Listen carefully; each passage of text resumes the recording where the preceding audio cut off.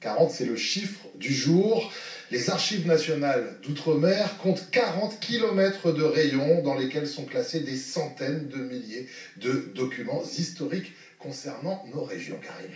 Des documents précieux de l'époque coloniale à nos jours et qui proviennent des administrations mais aussi de particuliers. Ils sont classés aux Archives nationales d'outre-mer à Aix-en-Provence.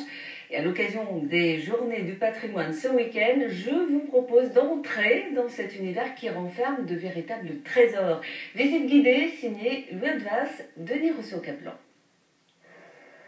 L'entrée n'est pas forcément glamour, mais le lieu situé à côté des facultés à Aix-en-Provence recèle quelques trésors pour qui s'intéresse aux Outre-mer.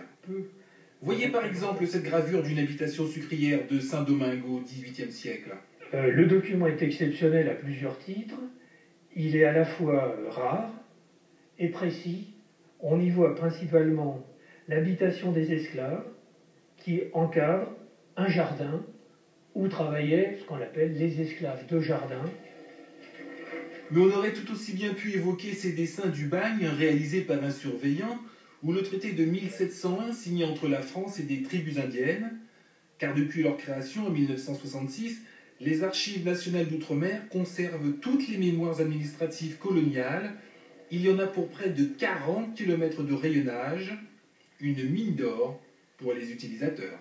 Ce sont des documents exceptionnels puisque la plupart du temps, on ne les trouve nulle part ailleurs. Il n'y a pas de copies, ce sont des originaux sur lesquels on peut travailler. Ces archives servent principalement à la recherche, donc, mais pas seulement. Les particuliers peuvent y avoir recours pour retrouver leur état civil. Un triplicata a été rédigé dans les colonies, a été envoyé en métropole, ce qui permettait aux gens qui venaient en métropole et qui avaient besoin de prouver leurs droits, leur état civil, de retrouver donc des papiers, et notamment leur état civil. C'est ainsi qu'après l'éruption de la montagne Pelée en Martinique et la destruction des actes administratifs, on a pu reconstituer tout l'état civil antérieur à 1902.